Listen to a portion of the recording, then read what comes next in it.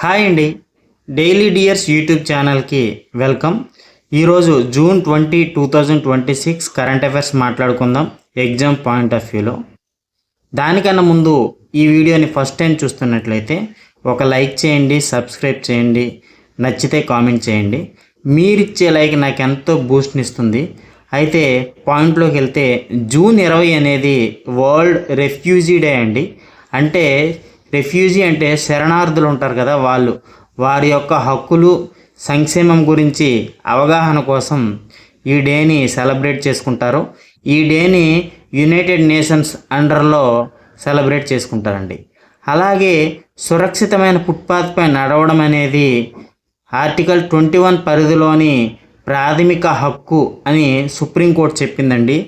అయితే దీంట్లో main point ఏంటంటే ఇక్కడ మనకి ఎగ్జామ్ పాయింట్ ఆఫ్ వ్యూలో ఆర్టికల్స్ అడిగే ఛాన్స్ ఉందండి. Article 21 right to life and article 91(19) 1D freedom of movement ప్రకారం ఇది ఈ సుప్రీంకోర్టు చెప్పిందండి. ఇది ఎగ్జామ్ పాయింట్ ఆఫ్ వ్యూలో చాలా ఇంపార్టెంట్ అండి. అలాగే కేంద్ర ప్రభుత్వం 16 ఫిక్స్డ్ డోస్ కాంబినేషన్ మందుల్ని నిషేధించింది. FDC fixed dose combination. ఎందుకంటే ఇది ప్రజారోగ్యానికి హానికరంగా లేదా శాస్త్రీయంగా ఆధారాలు లేని మందుల్ని నిషేధించింది. ఇలా నిషేధించమని DTAB చెప్పిందండి. DTAB అంటే డ్రగ్ టెక్నికల్ అడ్వైజరీ బోర్డ్. ఇది ఔషధాల భద్రత మరియు నాణ్యతపై సలహా ఇచ్చే ఒక సంస్థ అన్నమాట. అలాగే ఇండియా తొలి బ్రిక్స్ MSME ఫోరం మీటింగ్ అనేది ఆగ్రాలో జరుపుకుంది. ఈ మీటింగ్లో MSME రంగాల్లో ఆయా దేశాల మధ్య సహకారం పెంచుకోవడానికి జరుపుకున్నారు. అయితే ఎగ్జామ్ పాయింట్ ఆఫ్ వ్యూలో ఇది ఫస్ట్ టైం జరిగింది కాబట్టి చాలా ఇంపార్టెంట్ అండి. ఆగ్రాలో జరిగింది.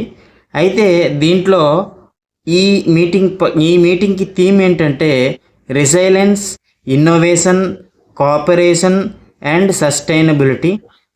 MSME కోసం మాట్లాడుకున్నారు కాబట్టి MSME ఫుల్ ఫామ్ వచ్చి micro, small and medium enterprises.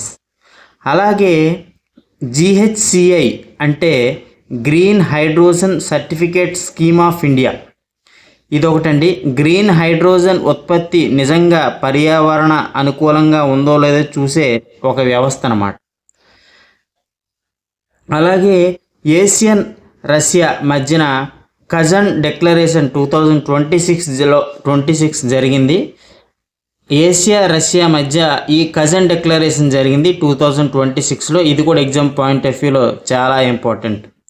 అలాగే 2035 నాటికి ప్రపంచ విద్యుతీకరణ 31% పెంచాలని COP21లో మాట్లాడుకున్నారు.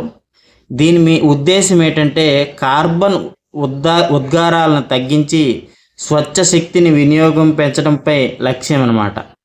ఇది ఫ్రెండ్స్ ఈరోజు కరెంట్ అఫైర్స్. ఇలాంటి మరిన్ని ఛానల్ కోసం నా ఛానల్ని ఫాలో అవ్వండి. Thank you.